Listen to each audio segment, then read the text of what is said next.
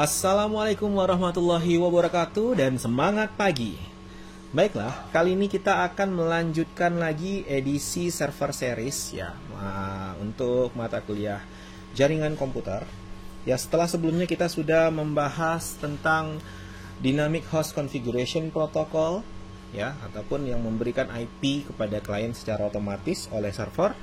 Kemudian domain name server ya, merubah alamat IP ataupun merubah nama domain menjadi alamat IP ataupun sebaliknya ya.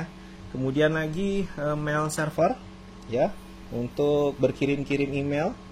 Kemudian lagi kali ini kita akan bahas kelanjutannya, yaitu tentang database server.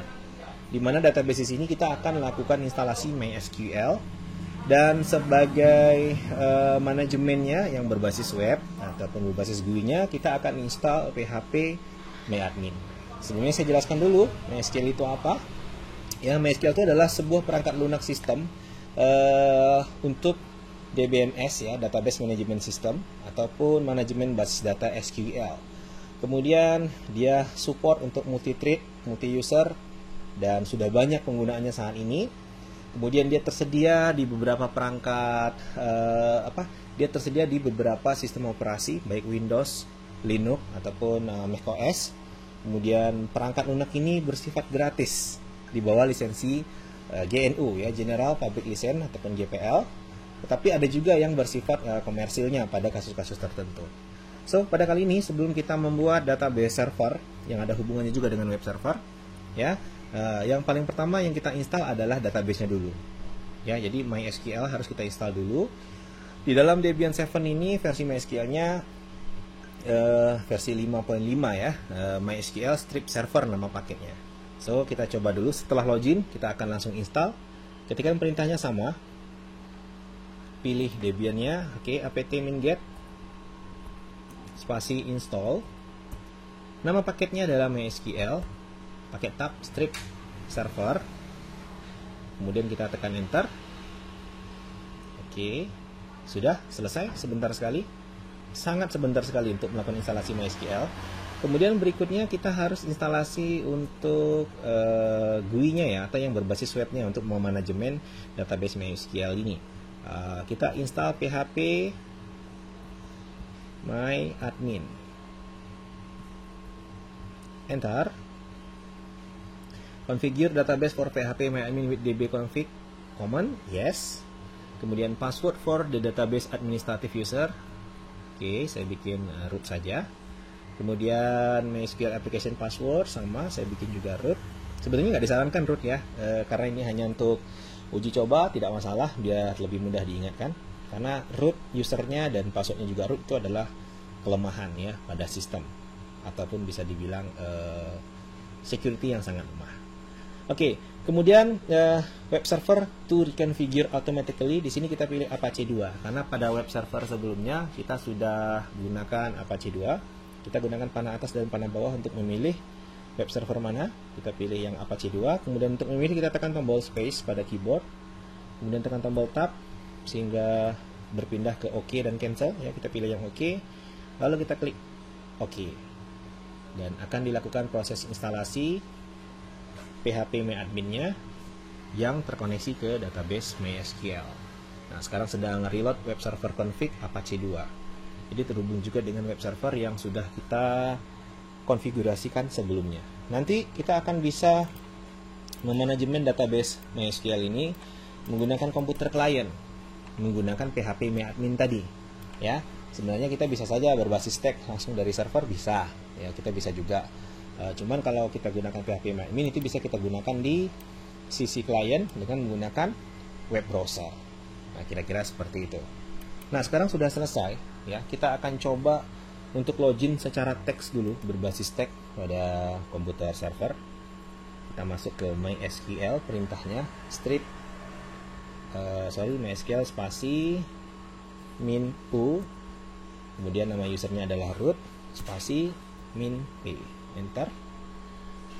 Dia minta kita memasukkan password yang kita buat tadi pada saat instalasi. Kemudian kita masukkan dan tekan enter. Nah, sekarang sudah masuk. Nah, di sini kita bisa ngetikkan beberapa perintah dari MySQL server. Ya, nah, kita bisa melihat di sini mungkin membuat tabel ya dengan perintah create table, misalkan seperti itu ya. Create table ataupun create database ya.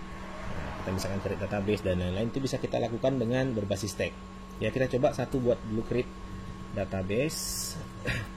Misalkan contoh. Oke, enter. Nah, selesai. Create spasi database spasi contoh titik koma. Query OK, one row affected 0,00 second. Sangat cepat sekali ya. Jadi sekarang sudah terbentuk sebuah database baru yang kita buat tadi, nama database-nya adalah contoh. Kemudian kita bisa tampilkan perintah show database. Enter. Nah, ini dia. Jadi ada beberapa database yang bawaan dari MySQL servernya, information schema, kemudian MySQL, performance schema, dan phpMyAdmin. Dan ada satu lagi database contoh yang barusan kita buat. Ini kalau kita berbasis tag. Karena tadi kita sudah install phpMyAdmin dan supaya lebih mudah memanajemennya dalam bentuk GUI ataupun web base, kita lari ke komputer klien, kemudian kita buka web browser. Karena kita sudah instalasi domain name server, maka kita cukup ketikkan sebelumnya nama domainnya adalah jaringan.com _ kita masuk ke phpMyAdmin. Nah, terbuka halaman phpMyAdmin. Nama penggunanya tadi kita buat root, ya ini sesuaikan saja. Kalian ngisi apa sebelumnya ya, kata sandi dan kirim. Oke, sekarang sudah terbuka. Sekarang kita lihat ini berbasis tag yang ada pada server, dan ini berbasis GUI ataupun berbasis web pada sisi klien. Nah di sini, ini dia database contoh yang barusan kita buat tadi. Ya, kita lihat lagi di sini. Ini ada database contoh sesuai nama database-nya. Selanjutnya ya, silakan bangun sebuah web server, mungkin membuat website atau membuat aplikasi, terserah ya. Yang jelas di sini sudah ada web servernya untuk menampilkan halaman webnya yang kita coding, baik itu merupakan halaman PHP, HTML, dan gabungan beberapa bahasa pemrograman web. Kemudian sudah ada database MySQL di sini yang bisa kita kelola dengan phpMyAdmin secara GUI, ataupun kita bisa langsung ke komputer server berbasis teks, karena di sini servernya kita install berbasis teks. Nah, kira-kira jelas ya. Jadi ada MySQL, itu database-nya.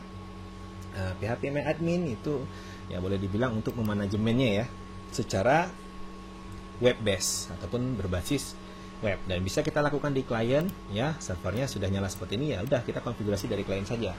Kita mau delete di sini misalkan, ataupun kita mau tambah ya. Misalkan ini basis data, kita tambah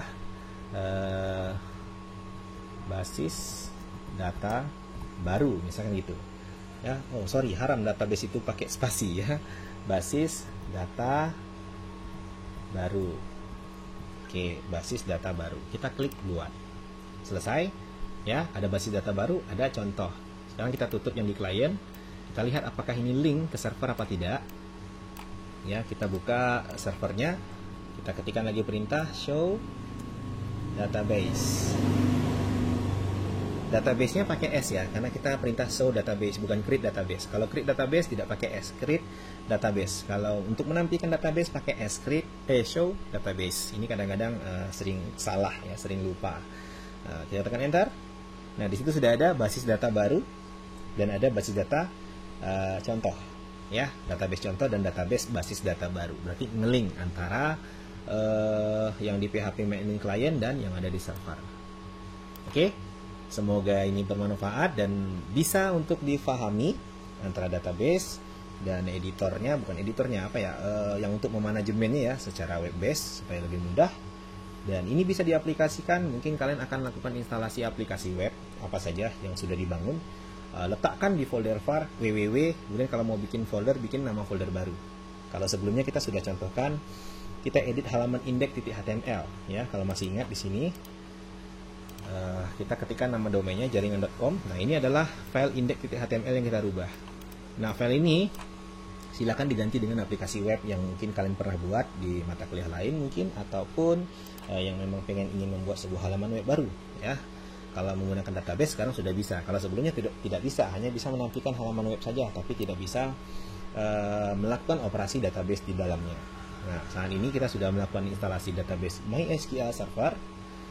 Dan manajemennya, untuk manajemen database tersebut kita sudah melakukan instalasi phpMyAdmin. Saya harap sampai di sini bisa dimengerti. Semoga ulasan ini bermanfaat.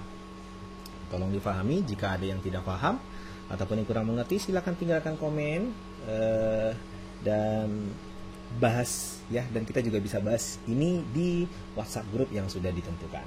Demikian dari saya, semoga bermanfaat video kali ini. Nantikan video berikutnya yang juga akan berisi masih ada satu series lagi ya untuk pertemuan berikutnya. Demikian dari saya. Assalamualaikum warahmatullahi wabarakatuh. Semangat pagi.